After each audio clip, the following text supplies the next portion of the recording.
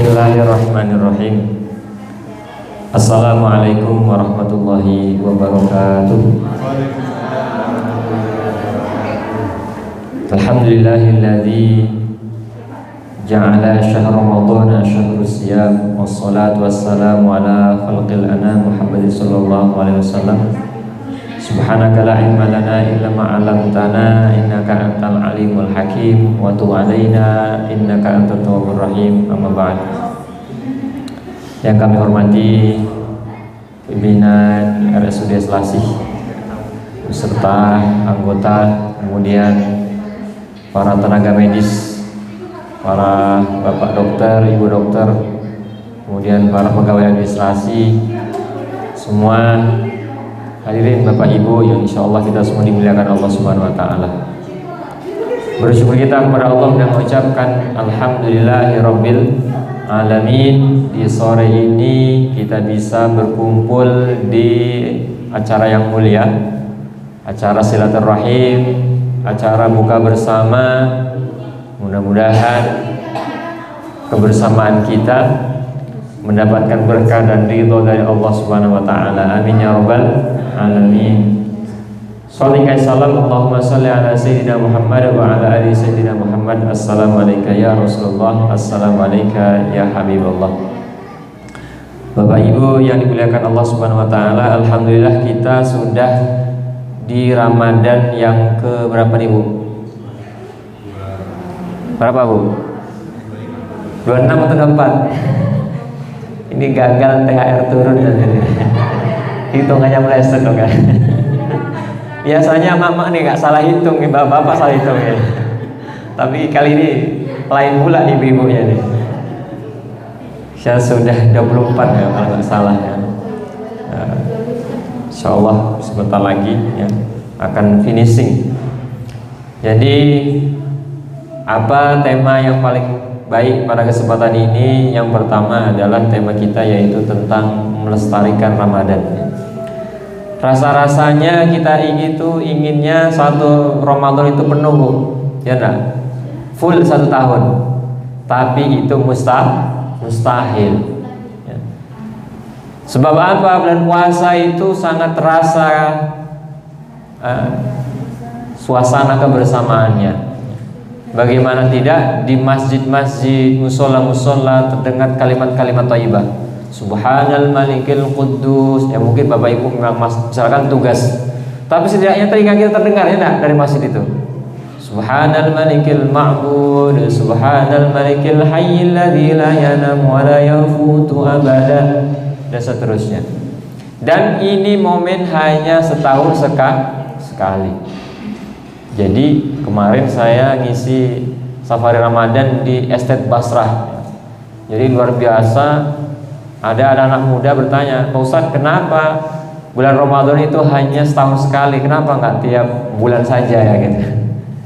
Justru dengan setahun sekali ini istimewa. Jadi Ramadan ini bulan untuk ditempa. Bulan Ramadan itu untuk melatih kita bagaimana memiliki karakter. Ya, seorang dokter memiliki karakter, ya. Seorang manusia memiliki karakter, semua profesi memiliki karakter. Tapi paling utama orang yang berpuasa adalah karakter berkepribadian bertakwa kepada Allah Subhanahu wa Ta'ala. Sebab apa Bapak Ibu dimuliakan Allah? Ternyata karena kesibukan terkadang membuat kita risau. Terkadang kesibukan dunia membuat kita galau. Karena terbukti orang yang memiliki banyak harta belum tentu bahagia. Ya. Ada orang yang bekerja siang dan malam, pergi pulang pagi pulang malam, tak juga mendapatkan kebahagiaan. Orang mencari-cari kebahagiaan. Orang yang masih belum beruntung, dalam arti kata belum kaya, mungkin mengatakan enak ya jadi orang kaya, hidupnya bahagia. Ternyata yang kaya pun mencari-cari kebahagiaan. Di mana kebahagiaan Bapak Ibu sekalian? Ternyata kebahagiaan itu ada rasa syukur kita kepada Allah Subhanahu Wa Taala. Tak mengenal profesi. Mungkin sekilas kita oh ya jadi ini enak ya. Oh jadi pejabat itu enak ya. Mungkin kesat mata kita saling memandang ya enggak? Jadi dokter tuh enak ya kesat mata kita, tapi kan kita belum tahu di belakangnya tanggung jawab ya. Di balik seorang dokter memiliki banyak pasien, kesibukan dan lain sebagainya. Nah, inilah hidup saling memandang. Ternyata bukan masalah profesinya, bahagiaan ada syukur kita kepada Allah Subhanahu wa taala. Maka Ramadan ini mengajarkan kita karakter senantiasa syukur kepada Allah Subhanahu wa taala. Kalau kita senantiasa bersyukur, insya Allah hidup kita akan bahagia. Bapak Ibu yang dimuliakan Allah Subhanahu wa taala, kemudian Ramadan ini mengajarkan kita untuk hidup disiplin. Bagaimana tidak, kita dilatih untuk bangun lebih awal. Bangun jam 4 ya. Jam paling terakhir jam 5. Nah, ini sesuai dengan para dokter yang standby dalam menerima pasien, baik dalam keadaan lelah apapun, ketika sudah ditelepon darurat datang. Nah, itu luar biasa. Kemudian yang selanjutnya, puasa ini melatih kita untuk hidup sehat. Kata Rasulullah SAW, sumu tasihu, puasalah kalian akan sehat. Nah, mungkin sudah di dunia medis, terutama di RSUD ini, mungkin Bapak Ibu sudah tahu semua apa penyakit yang paling banyak dialami oleh pasien. Apa yang menyebabkan penyakit? Ternyata ketika disurvei, yang menyebabkan penyakit itu ya, menghantui ataupun penyebab utamanya adalah soal makan, ya tahu. Pola makan. Saat ini kita sudah di abad kemudahan. Semua tinggal pencet dengan HP, tekan GoFood, tekan telepon tombol, makanan itu sampai rumah, betul tidak? Semuanya sudah dipermudah. Namun satu hal yang nggak bisa, mengendalikan pola makan. Orang itu baru percaya kalau sudah masuk rumah sakit, divonis oleh dokter kamu harus operasi usus buntu, baru percaya. Iya ya, saya selama ini nggak terjaga makannya. Ada orang usianya belum tua-tua kali, baru 33, tapi terkena usus buntu. Kenapa? Ternyata faktor utamanya adalah makan tak terjaga, tak teratur, kemudian makan instan. Betul kan? Nah, itu sumber awal. Jadi kemalasan menghantarkan penyakit. Mungkin sekilas enak Indomie, katakanlah seperti itu, tapi efek ke depannya ini akan berpengaruh. Maka sesuai dengan hadis Rasul, sumu tasihu, puasa kalian akan sehat. Mending sekalian puasa. Mengapa? Dengan berpuasa hidup kita akan teratur, makannya cukup 2 kali, makannya ketika berbuka dan hanya sahur. Maka memang orang yang rajin berpuasa ini cenderung di masa tuanya pun hidupnya stabil. Di usia 40, 45 sampai 60 akan baik-baik saja. Kenapa? Karena dari sekarang dijaga cara makannya. Tapi kalau dari muda nggak pernah dijaga, sama seperti sebuah pohon sawit. Pohon sawit kan 30 tahun usianya. Apa yang terjadi kalau sawit itu ditanam kemudian tidak dirawat, tidak dipupuk, tidak di apa itu kalau di ini ya, kalau sawit itu di ini pelepahnya ya diambil itu ya. Itu kalau dibiarkan saja bagaimana? Pasti buahnya nggak maksimal. Pasti ini tidak menyenangkan oleh tuannya yang pemiliknya. Sebab apa? Tidak dijaga. Begitu pula anggota tubuh kita ya, yang telah Allah berikan harus dijaga dengan cara apa? Kulu wasrobu wala tusrifu, makan dan minumlah kalian, tapi jangan berlebihan. Nah, kita sudah tahu semua bahwa ternyata faktor utama penyakit adalah kemalasan dan tak bisa mengendalikan pola makan. Kemudian yang ketiga, dengan berpuasa ini sukses ekonomi. Apa buktinya? Kita buktikan kalau sekarang kita berpuasa, jalan ke Pekanbaru, nanti kira-kira kita bakal beli makanan atau tidak? Beli kamu? Nanti beralih beli baju.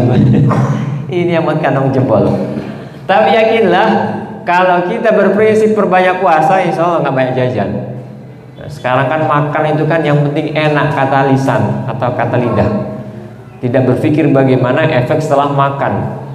Teorinya kalau kata Rasulullah, makan dan minumlah kalian ketika kalian lapar dan berhenti sebelum kenyang. Kenyataannya sekarang kita apa?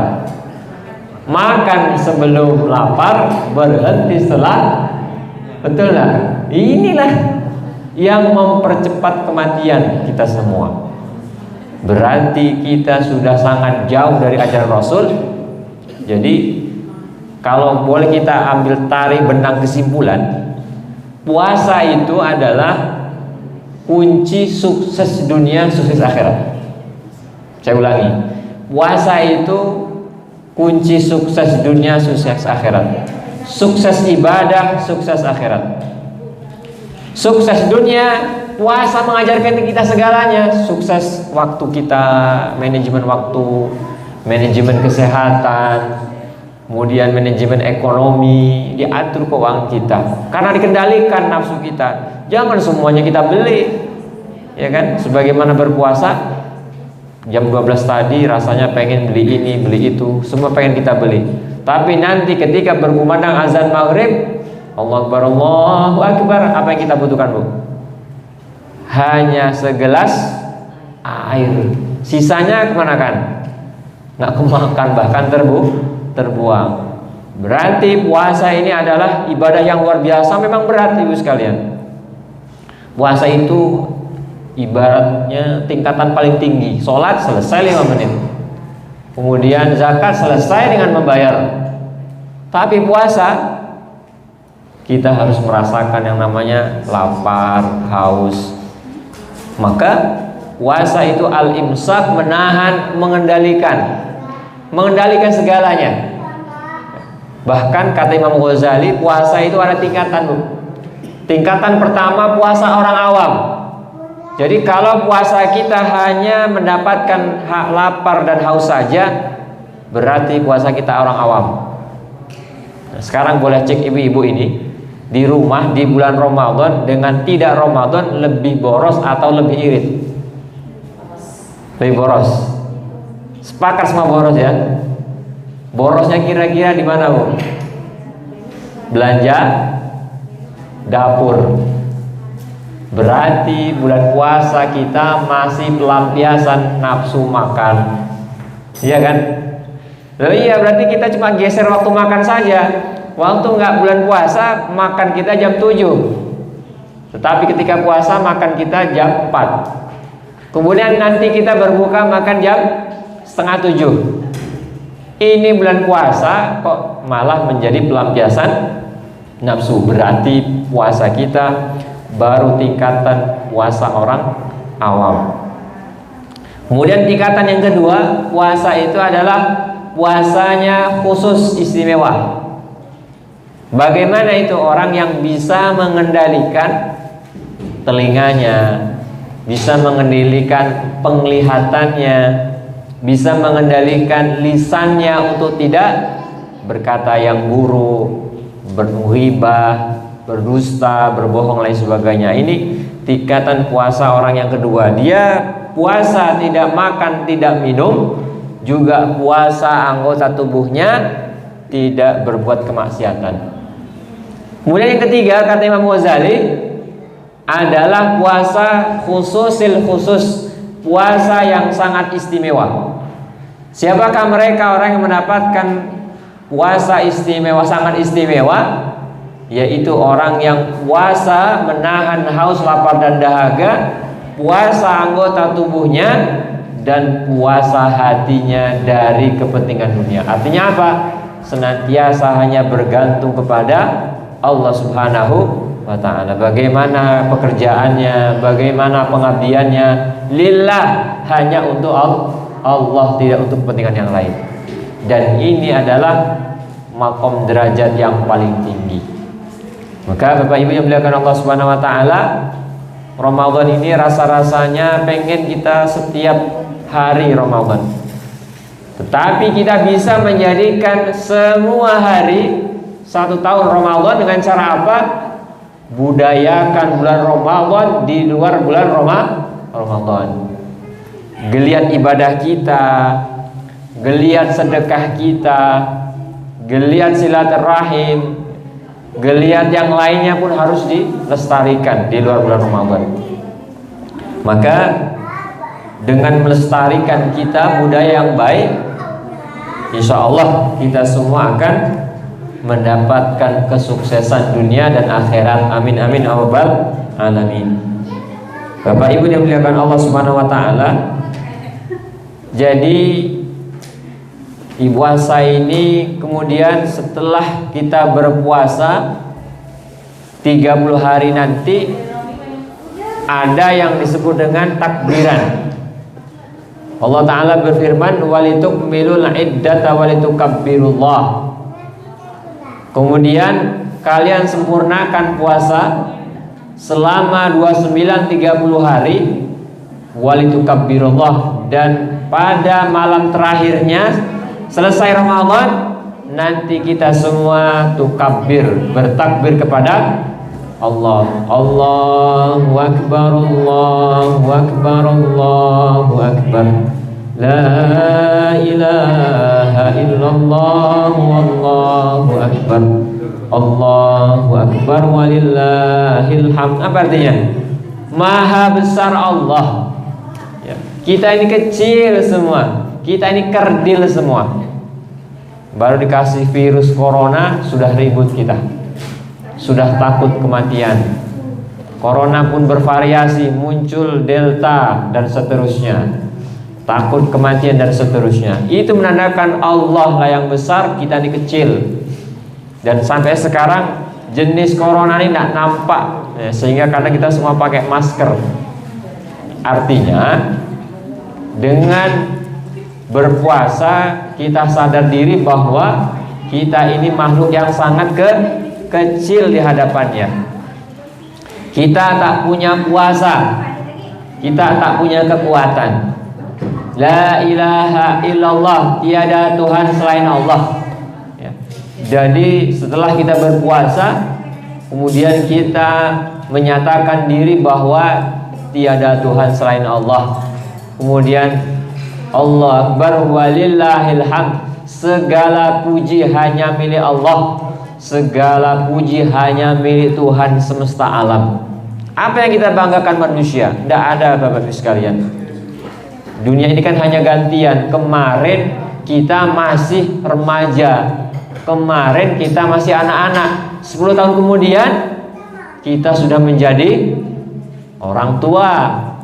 10 tahun kemudian kita sudah menjadi kakek nenek, gitu. Ya kan, dunia ini kan hanya gantian. Kemarin masih jadi mahasiswa, 10 tahun lagi bapak-bapak, ibu-ibu. 10 tahun lagi tambah, kalau sekarang ditambah 20 tahun lagi, kira-kira bapak ibu sudah berapa usianya, Bu? Berapa usianya, Bu? Ditambah 20 tahun lagi? Hah? 60, berarti sudah menjadi kakek nenek. Bayangkan cepat enggak dunia itu. Jadi untuk memotivasi diri perlu coba tambahkan tahun, 20 tahun lagi saya menjadi apa gitu loh. Jadi kalau kita sayang akan masa depan, perencanakan dari sekarang. Jangan tanpa aturan seenaknya sendiri. Yakinlah bahwa apa yang kita kerjakan hari ini akan berefek pada hari esok kemudian. Sama seperti orang petani sawit, nanamnya itu perawatannya 5 tahun, tapi nanti akan dinikmati 10 tahun, 20 tahun kemudian.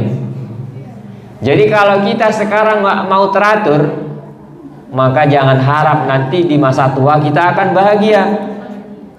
Maka puasa ini mengajarkan kita untuk hidup rapih, hidup disiplin segalanya. Disiplin waktu, disiplin ekonomi. Dan yang paling penting ada satu hal yang ketinggalan ini, disiplin mencari ilmu. Jadi kalau bisa di kesibukan kita jangan hanya disibukkan dengan dunia, bagaimana pastikan hati kita ini dinasihati. Karena ini kalau dunia usaha, dunia kerja ini kadang kita lupa. Makan saja kita sehari 2-3 kali. Bagaimana dengan hati kita? Kenapa kita sekarang merasa sedih, gersang? Kita jauh dari nasihat, Bapak sekalian. Ya, alhamdulillah di bulan Ramadan ini setiap masjid ada santapan rohani. Tapi begitu Ramadan hilang, santapan rohani pun hilang. Nah, kalau bisa, kalau boleh memohon ini, Pak Direkturnya ada nih? Nggak ada ya? Adakan seminggu sekali, sebulan sekali, minimal itu sebulan sekali. Kalau sebulan sekali berarti setahun kita mengaji hanya 12 kali. Itu kalau nggak libur. Artinya kita ini butuh nasihat. Jadi jangan cuma anggota tubuh kita yang makan makanan saja, tapi hati juga perlu disuplai nasihat. Kenapa? Karena kita ini banyak lalainya, betul nggak Bu? Kita sibuk dengan waktu, alasan ini 1000 alasan yang sebetulnya kegunaannya untuk kita. Kenapa kita merasa galau, risau, nggak pernah tenang? Karena hati kita masih tergantung dengan dunia. Sama seperti sekarang Presiden memutuskan untuk menyetop ekspor minyak bahan bakunya. Para petani galau semua. Yang tadinya 3.000 sekian tinggal 2.000. Enggak galau. Kenapa galau? Yang menjadikan galau karena bergantung dengan harta. Coba kalau biasa aja dunia ini kan naik turun seperti mata uang rupiah. Nanti 14, nanti 15, nanti 13. Kenapa? Kesalahannya adalah bukan keputusan presiden. Kesalahannya adalah menggantungkan dengan dunia. Nah, jadi begitu pula kita. Jadi jangan sampai dalam mobil hidup kita disibukkan dengan dunia, kita lupa untuk hari tua bahkan akhirat kita.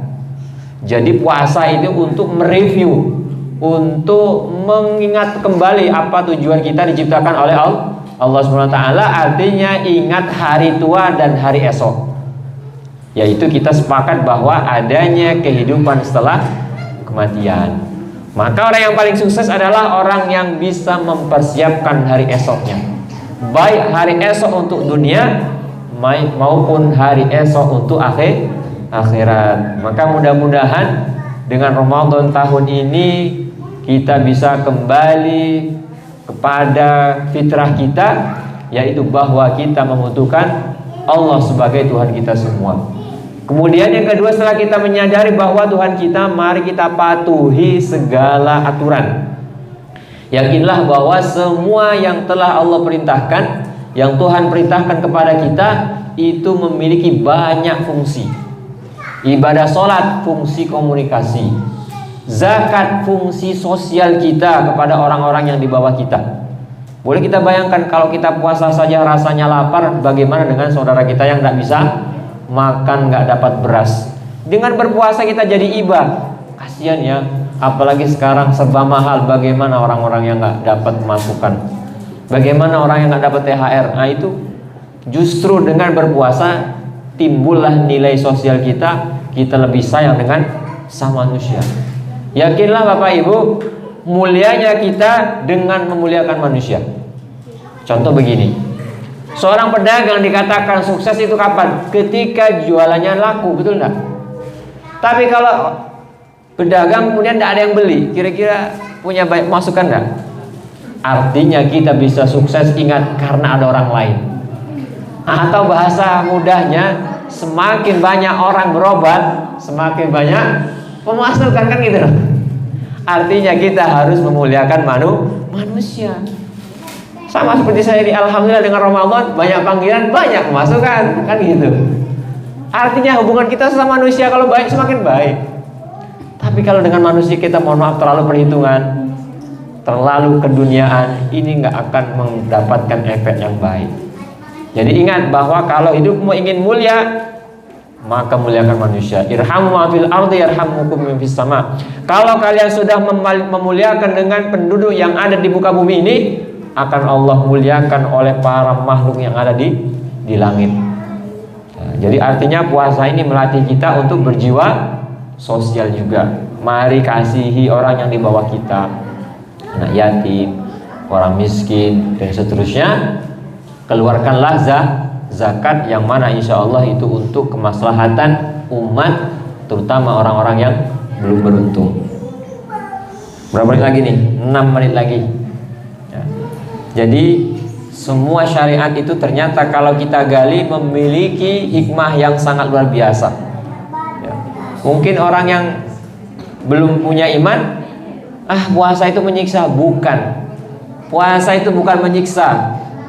Justru dengan berpuasa hidup kita menjadi sehat.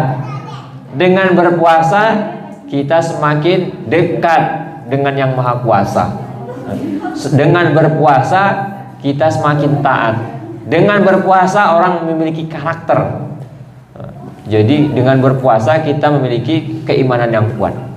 Maka kita senantiasa merasa bersyukur diberikan nikmat berupa umur yang panjang, kesehatan, kemudian rezeki yang berlimpah, sehingga kita masih bisa menikmati udara di dunia ini yang segar, yang sejuk, dan kita bisa merasakan nikmatnya dunia ini. Bapak Ibu yang dimuliakan Allah Subhanahu wa taala, kesimpulan terakhir adalah mari pergunakan sisa Ramadan yang masih ada untuk kembali bermuhasabah. Ya, kalau masih ada kita merasa dosa, segeralah minta ampun kepadanya. Kemudian memohonlah kepadanya agar supaya Allah berikan keimanan, Allah berikan kemudahan dalam menjalankan ibadah. Kemudian yang ketiga diberikan keistiqomahan. Ya. Kalau kita sudah istiqomah dalam kebenaran, insya Allah nggak ada yang kita takuti dunia ini. Dengan kita istiqomah berada di jalannya, insya Allah semua bisa kita selesaikan. Amin amin ya rabbal alamin. Barangkali itu saja nasihat yang bisa disampaikan. Mudah-mudahan bisa menjadi motivasi, mudah-mudahan bisa menjadi energi yang baru, dan mudah-mudahan kita berdoa mudah-mudahan Ramadan ini bukan terakhir kalinya. Mudah-mudahan kita diperjumpakan kembali dengan Ramadan tahun yang akan datang. Amin amin ya rabbal alamin. Demikian yang bisa disampaikan, semoga bermanfaat. Apa selanjutnya? Ada sambutan? Doa. Sebelum kita berbuka bersama, mari kita bacakan sekali Al-Fatihah ya. Bagi saudara kami yang beragama lain, non-muslim, bisa untuk menyesuaikan. Kita doakan sekali khusus untuk orang tua kita di dunia yang masih ada. Mudah-mudahan Allah SWT senantiasa memberikan umur yang panjang dan kesehatan. Kemudian kita doakan para leluhur kita, jangan lupa orang-orang tua kita, guru-guru kita, kakek nenek kita yang berada di alam kubur, alam barzah. Mudah-mudahan Allah SWT mengampuni segala dosanya, Allah lapangkan kuburannya, Allah terima segala amal ibadahnya. Kemudian yang ketiga, mari kita bermunajat kepada Allah. Mudah-mudahan dengan kita senantiasa berdoa, Allah jauhkan kita semua dari mara bahaya, Allah jauhkan kita semua dari malapetaka dalam hidup kita. Lillahi ta'ala wa syafaati Rasulullah sallallahu alaihi wasallam. Naskal ijabah Al-Fatihah. A'udzu billahi minasyaitonir rajim. Bismillahirrahmanirrahim. Alhamdulillahi rabbil alamin arrahmanir rahim maliki yaumiddin. Iyyaka na'budu wa iyyaka nasta'in. Ihdinas siratal mustaqim. Siratal ladzina an'amta 'alaihim ghairil maghdubi 'alaihim waladdallin. Amin. Allahumma shalli ala habibina syafi'ina wa karimina wa dhukrina maulana Muhammad wa sallallahu alaihi kulli sahabati rasulillahi ajma'in.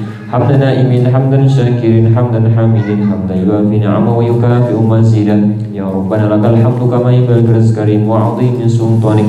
Allahumma shalli ala sayyidina Muhammad fil awwalin wa shalli ala sayyidina Muhammad fil akhirin wa shalli fil mala'il a'la ila yaumiddin. Allahumma taqabbal minna salatana wa siyamana wa ruku'ana wa sujudana wa tadarru'ana wa tahashshuna wa ta'budana min taqsiri Allah ya rabbal alamin. Rabbana zalamna anfusana wa illam taghfir lana wa tarhamna lanakunanna minal khasirin. Allahumma ighfir lana wa liwalidayna warhamhuma kama rabbayana shighara. Rabbana hab lana min azwajina wa dhurriyyatina qurrata a'yun waj'alna lil muttaqina imama.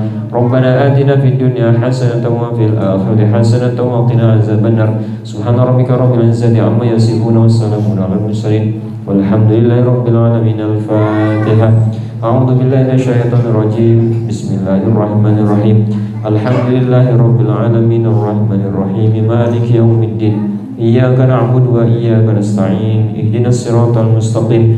Siratal ladzina an'amta 'alaihim ghairil maghdubi 'alaihim waladdallin. Amin. Demikian yang bisa saya sampaikan dari awal sampai akhir. Apabila ada kata-kata yang kurang berkenan, saya mohon maaf yang sebesar-besarnya. Akhirul kalam. Hada wa ijma'in wallahu bi'awwi tariq. Wassalamualaikum warahmatullahi wabarakatuh.